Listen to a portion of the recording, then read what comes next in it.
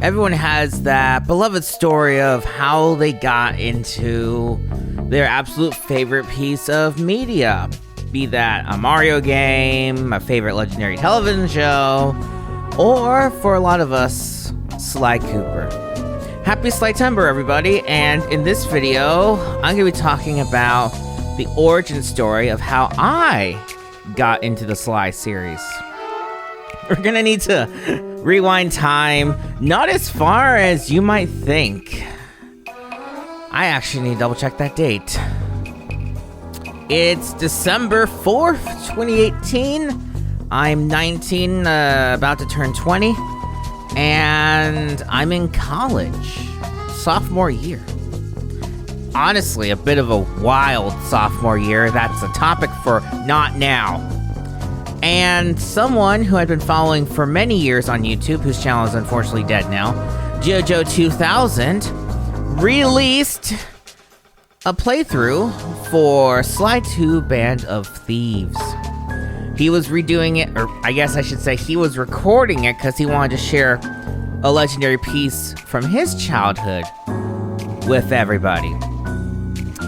I was a Nintendo person. I grew up on Mario games, Wii Sports and all that jazz, so I didn't have a PlayStation or any PlayStation memories from the core or golden years of the 2000s.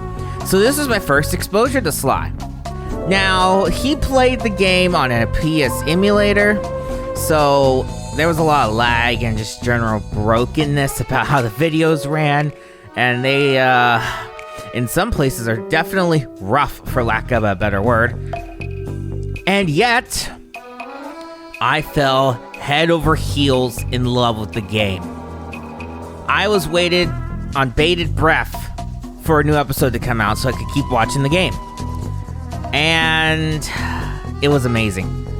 Even watching it on an emulator, I fell in love with Sly. A few years later, this had to have been after COVID, I think. Yeah, this would, maybe even during COVID, depending on what state you lived in, determined when COVID ended, I think. It was November 2020. I guess to put in an exact date, it's right around the time Alex Trebek died. I was asked by someone, hey, would you like to play through all 3 Sly Cooper games? Without any hesitation, I was just yes, please. Me must play. So we played through all 3 Sly games and experiencing them kind of for the first time again, because I'd already been quite in love with the Sly series just from watching the videos, and then actually getting to play the games myself. That was a whole new experience. It was on the PS Now platform, which is kind of just merged into PlayStation Plus now. And since it was the PS3 games being streamed to my PC, performance wasn't great, but the games ran, and I platinumed them, which was amazing. Of course, the nature of PS Now is it's a subscription service. You have to pay money every month, so once I beat the games, I canceled the service. I didn't get to play again. Let's fast forward some more to 2024. I'm laying in bed dying with bronchitis and have nothing really to do. It should be mentioned that during this period, I went through great lengths to purchase physical copies of all 3 Sly games, and I got gifted Thieves in Time for Christmas. So, when PlayStation announced that they were going to be porting the Sly games to PlayStation 5, well, they made an easy $30, because I instantly bought up Sly Cooper and the Thieves Raccoonus, Sly 1 for short, as soon as it came out, and spent much of my time sick and out of the office, kind of just dying, playing Sly 1 again, in glorious HD on my 65-inch TV on PS5. And it was great. And of course, when Sly 2 and Sly 3 dropped later that year, I bought them and played them, and it's been great. The save state feature and rewind are really amazing.